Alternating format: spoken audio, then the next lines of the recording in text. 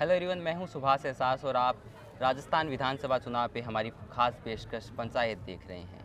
यूँ तो राजस्थान विधानसभा चुनाव में काफ़ी वक्त शेष है, परंतु जनता में चर्चाओं का दौर शुरू हो चुका है और नेताओं ने, पार्टियों ने भी अपने अपने स्तर पे चुनाव प्रचार शुरू कर दिया है।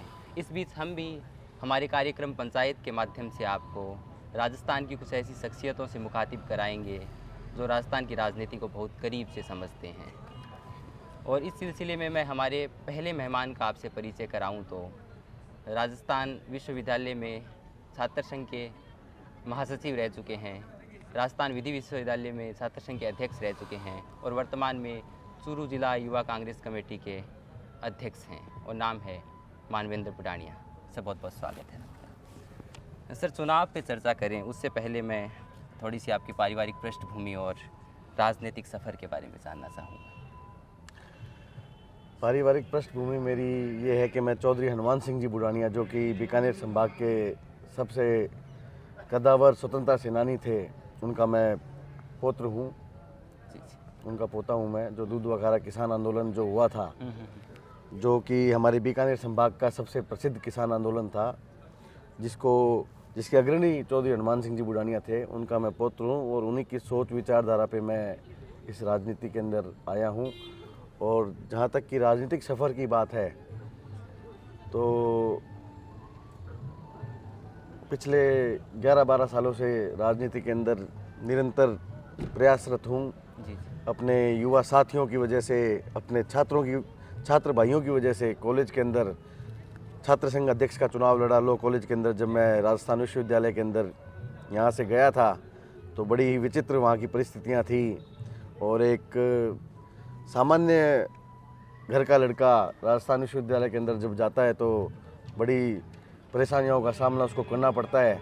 तो निरंतर कोशिशें ये थी कि हर कोई नया बच्चा है तो उसको इन परिस्थितियों का सामना ना करना पड़े और हम भाइयों की ज़्यादा से ज़्यादा मदद कर पाएँ।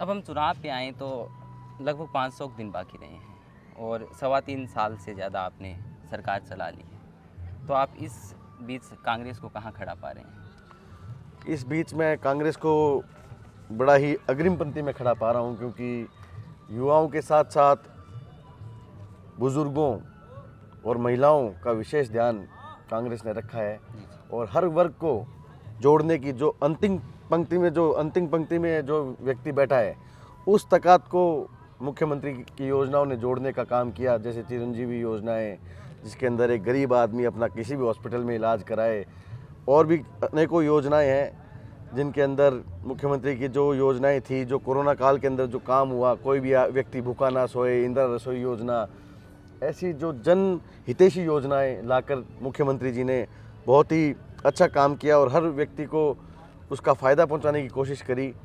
तो मैं बड़ा ही इसको अच्छे नज़रिए से मानता हूँ। पिछले कुछ एक विधानसभा चुनाव में हमने देखा है कि कोई भी पार्टी लगातार चुनाव नहीं जीत पाई है, तो एक तो वो ट्रेंड बना हुआ है और एक थोड़ी सी सरकार के खिलाफ एंटी इनकमेंसी भी होती है, तो उससे कैसे पार पाया जाएगा? इस बार ये ट्रेंड आपको टूटता हुआ देखने को मिलेगा, पूरा विश्वास है हमें। और उसके खिलाफ इस तरीके से माना जाए कि लोगों का जो नज़रिया था वो पहले यूँ था कि भाई चलो दोनों पार्टियों को मौका दिया जाए, लेकिन जब केंद्र के अंदर बीजेपी 10 सालों से आई है तो उसने सिर्फ जातिवाद माहौल भड़काने के खिलाफ अलावा कुछ नहीं किया। ना किसी गरीब आदमी को कुछ देने की कोशिश करी, ना देश में किसी जो आटा, जो चावल, जो दाल, जो सब्जी, जो तेल एक आम आदमी खाता था उसके अंदर 4-4 गुना की वृद्धि हुई। तो वो बहुत गलत है। एक आम आदमी के साथ कुठाराघात की कोशिश बीजेपी ने करी है।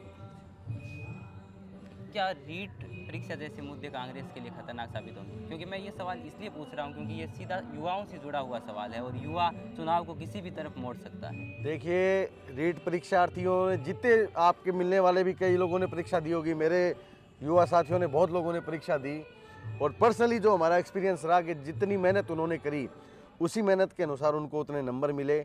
और आज जो विपक्षी लोग जो इस मुद्दे को उठा रहे हैं, ये सरासर गलत मुद्दा है और ये उन बेरोजगार लोगों के खिलाफ साजिश है जो नौकरी नहीं लग पाए, उनके खिलाफ साजिश है। बाकी इस मुद्दे का कोई कहीं वो नहीं है। कांग्रेस सरकार दोबारा भी इस परीक्षा को करा देगी, कोई दिक्कत नहीं है। अब जो मुख्य सवाल है वो ये है कि क्या राजस्थान में कांग्रेस एक चेहरे के साथ चुनाव लड़ेगी, क्योंकि आपके पास भी दो चेहरे हैं, अशोक जी गहलोत और सचिन पायलट हैं, और बीजेपी में तो लाइन लगी हुई है। तो कांग्रेस पार्टी पंजे के साथ निशान पे चुनाव लड़ेगी और इसमें सबके चेहरा शामिल है। और जो हमारे नेता राहुल गांधी जी की सोच है, जो उनकी विचार है, सर्वोदय संकल्प के साथ कांग्रेस पार्टी चुनाव लड़ेगी। हर आदमी का सर्वोदय, हर आदमी का कैसे उदय हो, हर आदमी तक कैसे योजनाएं पहुंचे, उन योजनाओं पे कांग्रेस पार्टी चुनाव लड़ेगी। आपकी पार्टी पे एक आरोप ये भी है कि आपको जनता बहुमत तो दे देती है, लेकिन सरकार आप चला नहीं पाते हैं, जैसे मध्य प्रदेश में हुआ। देखिए, जनता ने बहुमत दिया, लेकिन उनको तोड़ने का काम भारतीय जनता पार्टी ने किया। आज वो पैसे में बहुत बलिष्ठ लोग हैं जिन्होंने 2 नंबर के पैसे, बेहिसाब के पैसे उन्होंने कमाए, और आज उन पैसों को जनहित योजनाओं में जोड़ने के बजाय खरीद फरोख्त का, हॉर्स ट्रेडिंग का जो काम किया जा रहा है, वो सरासर गलत काम है। 5 राज्यों में चुनाव है, तो अगर ओपिनियन पोल्स को हम देखें तो कांग्रेस किसी भी राज्य में सरकार नहीं बना पा रही है। आप इसको किस तरीके से देखते हैं? 5 राज्यों में चुनाव है, ओपिनियन पोल तो हर बार कुछ उल्टा कुछ गलत दिखाता है। उत्तराखंड में हमारी 100% सरकार बनने जा रही है, ये बात मैं आपको बता दूं। दूसरा, पंजाब के अंदर हम बहुत अच्छी स्थिति में हैं। तीसरा, गोवा के अंदर हमारी सरकार बनने को जा रही है। 5 राज्यों में 3 राज्य मैंने आपको बता दिए। और जो जहाँ तक रही उत्तराखंड की, यूपी की बात, तो यूपी में हम ज़रूर बहुत पिछड़े हुए हैं, और हम वहाँ पे अपने हर बूथ लेवल पे अपने कार्यकर्ता को डेवलप करने की कोशिश में है, और उसमें हम सफल भी होंगे। अब चूरू पे आते हैं। चूरू में एक बहुत लंबा अरसा बीत गया कि लोकसभा में तो चूरू का सांसद गया ही नहीं, और चूरू विधानसभा की खासतौर से बात करें तो यहाँ पे भी ऐसा लग रहा है कि राजेंद्र सिंह राठौड़ का जैसे कब्जा सा ही हो गया है। एक बार राजेंद्र सिंह राठौड़ तारानगर गए थे, तब जाके कोई मंडेलिया जी जीत पाए थे। तो आप चूरू जिला युवा कांग्रेस कमेटी के अध्यक्ष भी हैं, तो इस पर आप क्या कहना चाहेंगे? मैं हमारी कांग्रेस पार्टी से दरख्वास्त करूंगा कि युवाओं को मौका दें, और इस चूरू जिले में जिनका कब्जा है वो कब्जा साफ कराने की जिम्मेदारी हमारी है। आप किस भूमिका में नजर आएंगे? जो पार्टी जिम्मेदारी देगी उस भूमिका को हम तहे दिल से निभाएंगे। मैं आपके सोशल मीडिया चेक कर रहा था, तो उस पर कुछ चिंगारियाँ उठ रही हैं कि मानवेंद्र बुढ़ानिया जी को भी मौका देना चाहिए। तारानगर में भी काफ़ी मांग है। कांग्रेस पार्टी पूरे चूरू जिले में कहीं भी हमें मौका देगी तो हम अपना परचम लहराएंगे, कांग्रेस पार्टी का परचम लहराएंगे। पार्टी के भरोसे पे खरा उतरने का काम हम लोग करेंगे। ये युवा और यूथ कांग्रेस की मांग है। चूरू क्षेत्र है, विधानसभा क्षेत्र है, ये कोई चारागृह भूमि नहीं है कि हर कोई आया चल के चला गया, कोई बाहर का आदमी आया। हमारी पार्टी से मांग है कि यहाँ के लोकल लीडर को, लोकल आम कार्यकर्ता को मौका दिया जाए, ताकि एक यूथ को यदि मौका दिया जाएगा तो उससे एक अच्छा मैसेज भी जाएगा, और जो हम सीट लगातार हार रहे हैं उस सीट को भी जिताने का काम हम करेंगे। क्या पार्टी आप पे विश्वास करेगी? हमें पूरा भरोसा है, पार्टी हमारा विश्वास करेगी। आप टिकट मांगने जाएंगे? बिल्कुल, 100%। इसीलिए हम राजनीति में टिकट भी मांगेंगे और अपने साथियों की लड़ाई भी लड़ेंगे, सड़क से लेकर संसद तक। बहुत बहुत शुक्रिया, आपने अपना कीमती समय दिया। हमारी ऑडियंस को कोई संदेश देना चाहें? मैं बहुत बहुत धन्यवाद देता हूं आपके चैनल का, मेरे भाई का, और सभी आपके दर्शकों का जो भी इस इंटरव्यू को देखेंगे। आप सबका बहुत बहुत धन्यवाद कि आप मुझे सुनेंगे, आप मुझे देखेंगे। साथियों, मैं एक ये मैसेज देना चाहूँगा कि आज का जो माहौल है, आज की जो लड़ाई है, वो हमें समझने की ज़रूरत है। मेन मुद्दों को हमें जानने की ज़रूरत है। जहाँ युवाओं को भड़काया जा रहा है, युवाओं को अपने असली मुद्दों से एक अपनी लाइन से हटाया जा रहा है, हमें ये जानने की ज़रूरत है कि हमें सर्वोदय संकल्प के साथ आगे बढ़ना है, सबके विकास के साथ, सबका उदय के साथ।